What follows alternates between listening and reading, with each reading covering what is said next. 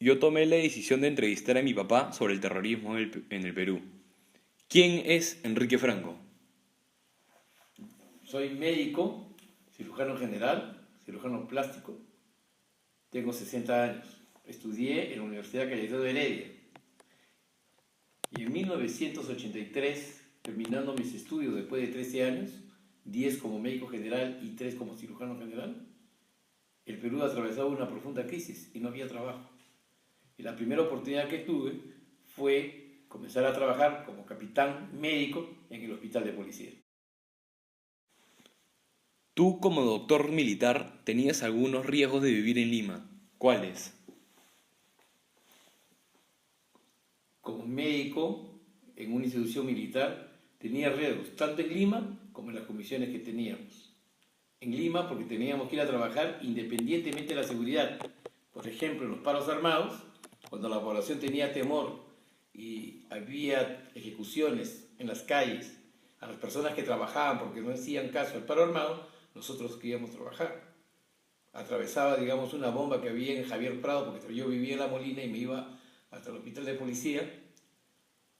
Habían colocado una bomba en el cruce de la avenida Javier Prado con la avenida de la Aviación, en el edificio de Solgas, y a su vez habían encontrado un taxi incendiándose con una ejecución de un taxista. Y tenía que atravesar eso. Y era antes de era más o menos a las 7 de la mañana. Y tenía que llegar a trabajar. Pero cuando yo llegaba a trabajar, había más de 1000 médicos y 1000 enfermeras, auxiliares de enfermería, que todos estaban trabajando en el hospital. Nosotros no parábamos. Nosotros éramos una institución que sencillamente tenía que trabajar al 100%. ¿Estuviste cerca de algún atentado en Lima? Los atentados eran una continuidad. Por ejemplo, yo cuando estaba de guardia y iba a dormir, sabía que en cualquier momento me iban a despertar porque había un policía o una persona herida en un atentado. O sea, yo vivía los atentados como una continuidad. Cuando yo estaba en mi casa y había un asalto o una bomba en Miraflores, había numerosos heridos, los hospitales se llenaban y yo tenía que ir, aparte de mi trabajo, tenía que ir a socorrer. Entonces, la época del terrorismo, desde el punto de vista, para mí era una constancia. Y lo que yo puedo percibir es que la gente se acostumbra a esa situación. Se acostumbra al trabajo porque lo ves como un deber de todos los días, de atender los heridos, de ver las secuencias. Y los heridos no es un día, pueden tener meses de sufrimiento antes que puedan restablecerse o que se puedan morir.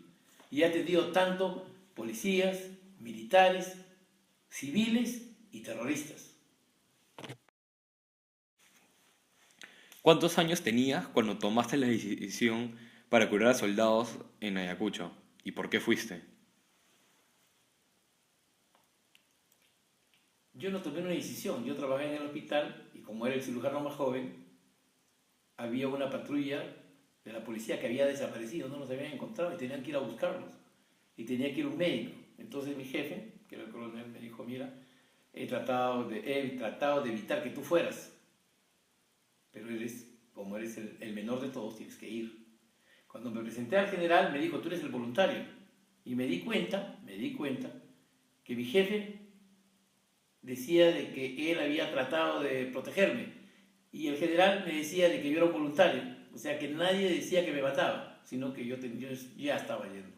Me pusieron un uniforme, me fui a un avión, llegué a Ayacucho, en Ayacucho me di cuenta que era guarnecido, no había, el hospital estaba vacío, solamente había militares con ametralladoras y me dio pena porque como estaba acostumbrado a ver las películas de televisión en que había buen armamento, acá había lo mínimo de armamento, pero todo estaba protegido. Había nidos de ametralladoras alrededor del aeropuerto, había helicópteros, había aviones, algunos bien viejos, pero estaba rodeado de soldados. Llegué, no fui a ninguna dependencia de policía, me fui de frente al cuartel Los Cabitos, 3 carros y partimos a la selva, al Brae, a buscar a los que habían desaparecido con 45 hombres. ¿Cuál fue tu primera reacción cuando el avión aterrizó en el aeropuerto Coronel FAB Alfredo Mendivil Duarte? No, no hubo una primera reacción. Mi primera reacción fue que yo siempre había viajado en vuelos comerciales, no había viajado en vuelos militares. Cuando yo viajé a Ayacucho, lo primero que entré es un avión que parecía un container, no tenía asientos, era como un avión de carga, no se entraba por la puerta, sino se entraba por la puerta posterior. Estábamos todos uniformados, todos con nuestras maletas y entramos por atrás. No había donde sentarse, todo el mundo se sentaba en el suelo y había un montón de carga. No había cinturón de seguridad, no había nada. El avión arrancó y cuando bajamos, bajamos igual. Era como bajar en el campo. Podían entrar carros como salir carros de ese avión. Nosotros bajamos, encontramos un montón de uniformados, como yo también estaba uniformado. Pero ahí teníamos cada uno una diferente disposición. Yo específicamente iba con el grupo que iba a buscar a la patrulla que...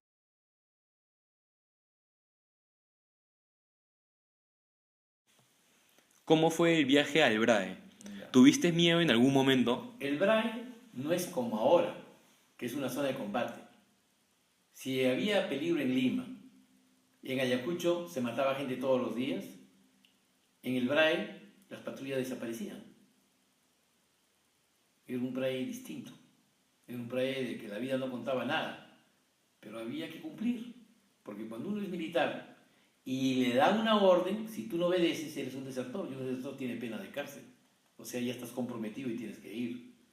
Y yo tenía en ese tiempo 33 años, pero me decían tío, porque los policías tienen 20 años nada más, la mayoría. El teniente tenía también 25 años. Entonces yo como oficial y como médico era el mayor y tenía que ir con ellos. Y nos dieron 4 carros, en los 4 carros salimos y yo pensaba de que esto era como si fuera a ir a la Merced, a la Sierra de Lima, que iba a atravesar Ticlio y después iba a encontrar la selva. ¿Te das cuenta? Entonces yo pensaba que de Ayacucho, que había ido en avión, solamente era el camino a la selva. No, tenía que atravesar 2 punas antes de llegar a la selva. Cuando iba por carro, llegamos a Tambo.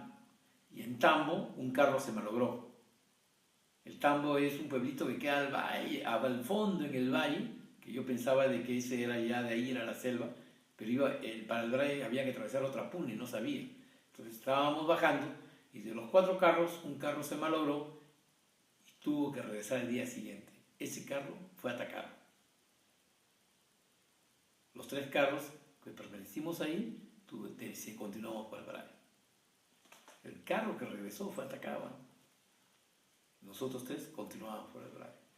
Y en el BRAE vimos el territorio, completamente comencé a conocer, digamos, los pueblitos chiquitos, la gente que criaba sus chanchos, sus ovejas, había cabras y nosotros teníamos que atravesar. Y entonces yo estaba con un grupo de la policía y un grupo del ejército, porque el ejército apoyaba en la búsqueda.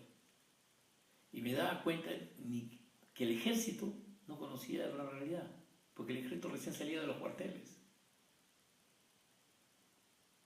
Mira, y el oficial de ejército se preguntaba, ¿por qué la gente me tiene miedo? Mira, ¿por qué la gente me tiene miedo? Si soy del ejército, y yo del ejército vengo a proteger a las personas, ¿por qué me tienen miedo?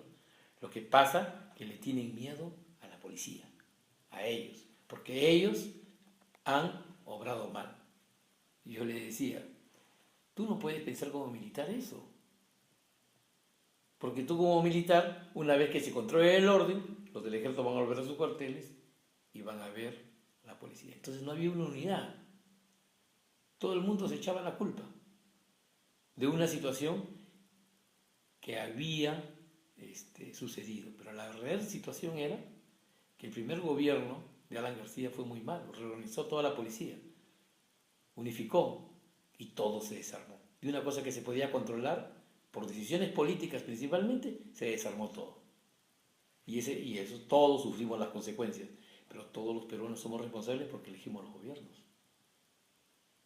Entonces acá, sencillamente uno tiene que asumir. Cuando fuimos al BRAE y llegamos a San Francisco, que era el centro, el punto es que es la unión de 3 departamentos, Cusco, Ayacucho y Apurímac, y es un río. Y en ese río llegan todas las embarcaciones para comprar productos y es como un mercado. Y en ese mercado es donde es el punto crítico. Y ahí fuimos al lugar de la policía y es como un cuartel. Ellos estaban encerrados en su cuartel, pero mayormente no dominaban el campo. Y de ahí de San Francisco parecía el fin del mundo para llegar ahí. Nunca había visto. Tenía que atravesar un cerro enorme como una puna y cuando llegué a la puna me encontré con el sol. Y yo pensé, yo no sé si valdrá la pena para que cuenten, vi el cerro y vi un mar, como un lago que brillaba. Y cuando fui bajando, me fui metiendo y no era un lago, eran nubes. Y comencé a meterme entre las nubes. Y conforme iba bajando entre las nubes los carros, que no se miraba nada, comenzó a aparecer la vegetación. Y el agua comenzaba a caer de la cordillera por un lado. Y entonces me dije, acá yo me caigo y me pierdo. Ese es el territorio y que tiene que buscar a los terroristas. No es tan fácil, por eso que hasta ahora no lo pueden encontrar. Es neblina y vegetación y precipicio y no se ve nada. Ni en el día ni en la noche. Entonces, era un bosque con neblina, con precipicio, es difícil de buscar y encontrar a las personas. Y yo seguía bajando en zigzag con los camiones y de repente vi que abajo salió una luz. Y esa luz la miraba yo como si se ascendiera como un ascensor. Y me di cuenta que venía un camión Ford, que traía un montón de productos que salían de la selva. Y me di cuenta que hasta dónde llegaba la producción industrial, en el lugar más alejado, llega la producción industrial. Y fui bajando y me encontré con una ciudad, y en esa ciudad parecía que hubiera entrado, digamos, a un mundo desconocido. Las nubes que había visto arriba, ahora las miraba yo de abajo. Y abajo, que no había visto nada, que pensaba que era un lago, había una ciudad con carros, gente que trabajaba, gente que... Era la localidad de Machente. En ese lapso, entre la puna de Tambo y Machente, es donde se encuentran los terroristas. Es una zona bien difícil de poder buscar y bien difícil de poder penetrar. Es una zona bien difícil de poder conquistar y eso estaba inconquistado desde el tiempo de los incas, de los españoles y los republicanos. Y no es que se pueda decir que en 3 meses se puede dominar esa zona. Esa zona hay que controlarla y nada más. ¿Cuál fue la situación más difícil que tuviste en Ayacucho? Después de volver del BRAE y no habíamos encontrado a la patrulla que había desaparecido, y ya han desaparecido hasta hoy en día, nunca se les había encontrado, estuvimos 15 días en Ayacucho. Me habían invitado a una cena en una familia ayacuchana y encontramos un montón de disparos, tiros y ataques. Entonces yo dije, tengo que volver al centro de salud donde está la sala de operaciones, porque debe haber heridos. Y yo pensaba que era como Lima, que después de esta balacera, de esos disparos, iba a haber un montón de gente en las calles. Y los disparos ya habían terminado y yo salí. Y pasé por el hotel turista donde había un montón de gente del gobierno y no había los policías que normalmente. Estaban las luces apagadas y no miraba a nadie. Me encontraba solo en la calle. Qué raro, nadie sale. Seguí caminando y fui a la plaza de armas y vi la prefectura. Y la prefectura, que siempre tenía una guarnición policial y que estaba abierta, estaban las puertas cerradas, las luces apagadas y no había nadie. Y en ese momento dije, voy a ir al centro, pero tenía que pasar a través de la comandancia. Y dije, ¿y si voy? Porque estaba de civil, atravieso, me confunden y me pueden matar. Entonces, y no sabía si regresar. Entonces dije, mejor me voy al hotel, porque estaba alojado en un hotel. Y comencé a caminar. Y me di cuenta que un hombre me seguía. Y en ese momento yo pensé que me podía matar. Y se escuchaban disparos a lo lejos. O sea que todavía seguía los tiroteos, pero no estaban en la plaza de armas, pero se sentía a lo lejos. Y no había nadie.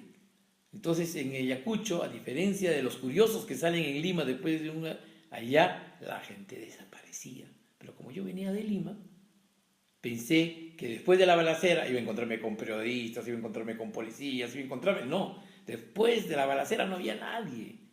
No solamente eso, la gente apagaba sus luces y cerraba sus puertas. Todo se ponía con cortina y me encontraba solo en la calle, solo. Y me sentía que una persona me seguía. Y yo me sentía a morir. Entonces, lo único que atiné fue a pegarme una columna y esperar lo que venga. Y la persona se detuvo. Y lo vi de reojo, porque yo decía, si me ataca en la columna, porque la columna era más grande que mi cuerpo, yo tenía por dónde protegerme. Vi que la persona en la oscuridad levantó la mano. Y de ahí pasé a la otra columna y la persona seguía. Pasó otra columna y la persona me seguía con las manos levantadas. Pero la persona me seguía. Y en diagonal, porque mi hotel quedaba en una esquina, agarré y crucé rápidamente y toqué la puerta. Me preguntaron, ¿quién es? Soy el huésped del cuarto 15. Y me comenzaron a abrir. Y en ese momento que me abrían, vi que esa persona comenzó a correr hacia mí. Y yo pensaba que me iba a atacar. Yo estaba de civil y yo no tenía ningún arma, pero en ese momento yo le hubiera disparado. Pero no tenía nada. Y se abordó. El hombre tampoco tenía armas. Y me dijo, dame dinero.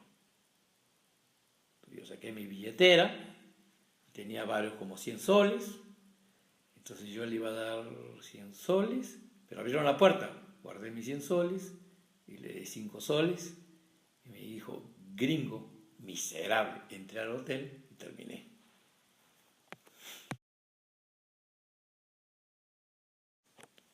¿Hubo algo que te traumatizó de por vida durante tu estadía en Ayacucho? No, pero me dio algo con bastante pena.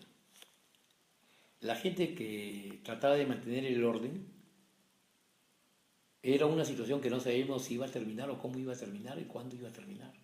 Era una incertidumbre. Pero sin embargo, lo que más me daba pena era que yo estaba en el centro de salud de la policía y escuchamos un disparo afuera. ¿Qué pasaba? Que el policía que cuidaba le habían disparado y lo habían matado. Entonces, una persona que tú estabas conversando un día antes, tú te reías, era una persona joven, sencillamente en un ratito ya lo habían matado. Y la gente, en vez, digamos, no salían a buscar a quien había matado, la gente tenía miedo. Lo que la gente hacía era, se protegía. El vigilante de arriba se atrincheraba y miraba a escondidas. Pero nadie salía a detener a los terroristas, porque la gente para salir tenía que prepararse. O sea, cualquiera te podía matar. Y todo el mundo, en vez de ayudar, se protegía. ¿No? Entonces salieron, lo recogieron, lo encontraron muerto. Y vino su esposa que estaba embarazada, corriendo. Entonces yo no sabía qué decirle a la esposa. Entonces le dije, mira, échate, que le pongan una vía, que le den un sedante. Y así le dijimos de que su esposo había muerto. Entonces ella lloraba todo, pero ya le poníamos un sedante para que durmiera y la atendía. Antes de decirle, la atendimos. Pero no quedaba ahí. Había que llevarla a hacer la autopsia. Entonces partimos con la ambulancia a llevarla a hacer la autopsia. Todos sus amigos, inclusive yo, mirábamos que le estaban haciendo la autopsia a una persona que no había estado con nosotros. Y nadie hablaba nada, nadie comentaba nada. Se hizo la autopsia de ley, se terminó, se le enterró y nunca nadie dijo nada de esa situación. Era como si no hubiera ocurrido. Con los policías que estuve ahí, que eran sus amigos y eran sus compañeros de trabajo, nunca se habló, se pasó al olvido. Solamente lo recordarán sus familiares. Cuando tu avión aterrizó en el aeropuerto Jorge Chávez, de regreso a Lima, ¿cómo te sentiste? ¿Por qué? Me sentía contento porque iba a ver de nuevo a mi familia. Eso es lo principal. Pero igualito, tenía que ir al hospital y acá en Lima también había atentados. La gran diferencia de Ayacucho, que era más chiquito y tú conocías a las personas que podían morir, por ser un pueblo pequeño. En Lima, tú tendrías heridos y eran personas que tú no conocías. Esa era la diferencia. En Ayacucho tú conocías a las personas, es un pueblo pequeño y todos se conocen. O rápidamente estás un tiempo y tú estás con ellos.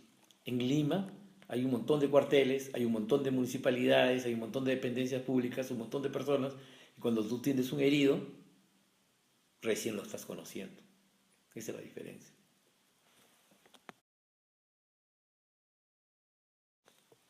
Desde el momento que te fuiste a Ayacucho y regresaste a Lima, ¿cómo estaba Lima?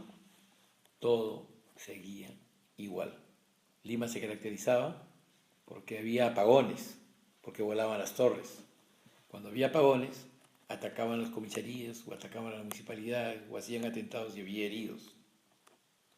Y lógicamente no teníamos ni luz ni agua. Había que juntar agua en las tinas o en los baldes para poder cocinar o poder hacer las cosas. Entonces no solamente eso, había escasez de alimentos, porque como había terrorismo en el campo y los camiones eran asaltados o decretaban que no llevaran alimentos, Lima tenía escasez de alimentos. Era bien difícil encontrar alimentos, había que hacer colas, había que hacer reparticiones. Entonces una situación que era difícil, pero las personas se acostumbran y van resolviendo los problemas día a día. No piensas si es mejor o es peor.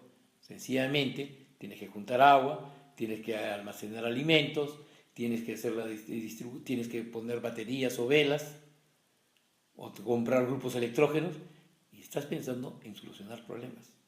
No estás pensando en que si va a cambiar o no va a cambiar. El día a día es lo que tienes que resolver.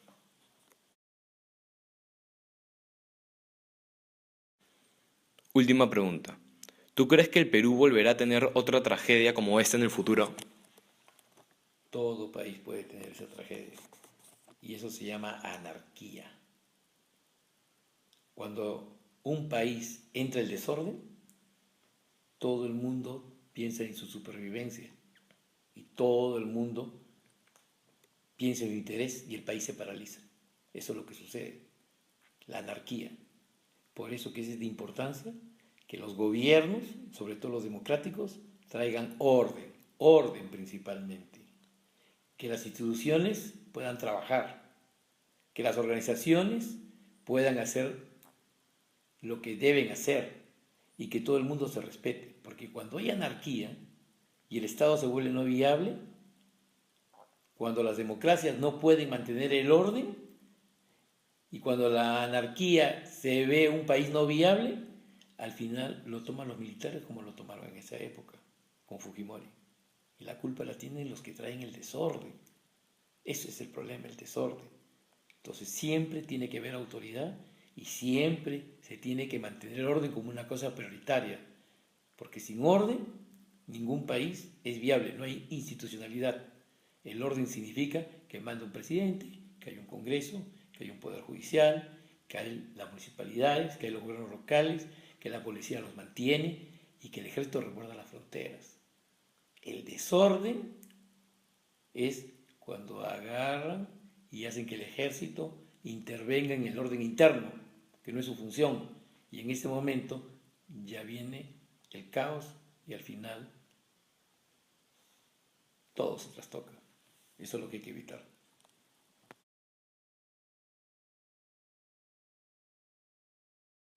Una pregunta extra que tengo es, ¿alguna vez atendiste a algún terrorista? Sí.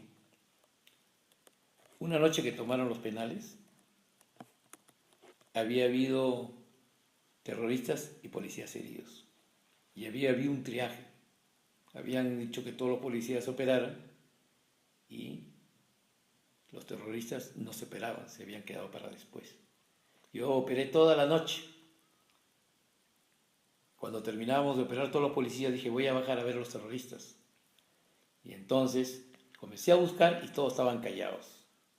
Y había gente de la Cruz Roja que los atendía y les traía medicinas, porque ellos, la Cruz Roja vela por ellos. Y a una chica más o menos de 24 años, la vi que estaba echada boca abajo, le llamé por su nombre, que era Gladys, y la volteé y se notaban todos los intestinos. Y le dije, en ese momento me impresionó y yo pienso, en parte por egoísmo, en parte, yo le dije, la voy a tratar bien para que vea que nosotros somos mejores que ellos.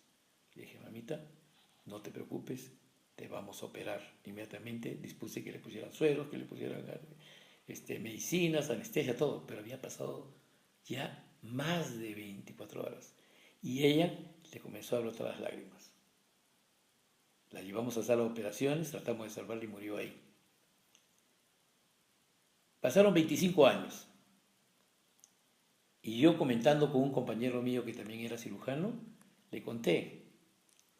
Y él me dijo, tú la llevaste a sala de operaciones, pero yo hice el triaje. Y yo le dije, tú no. Solo vamos a poner primero a los policías, tú tienes que pasar allá a la sala de operaciones. Y él me dijo, mírame bien, que yo te voy a juzgar a ti. Y me amenazó, me dijo. Entonces, yo en ese momento no sabía lo que había pasado. Ella prácticamente se sentía abandonada, discriminada, que no la habían atendido. Y ese médico había una confrontación. Cuando yo llegué, se dio cuenta de que todos los médicos no somos iguales y le estábamos dando la atención, aunque sea tarde, pero recién yo la miraba a ella. Y por eso que comenzó a llorar. O sea, no es... Recién entendí por qué, cuando le empezaron a salir las lágrimas, ¿no? Al menos falleció viendo de que su país la atendía.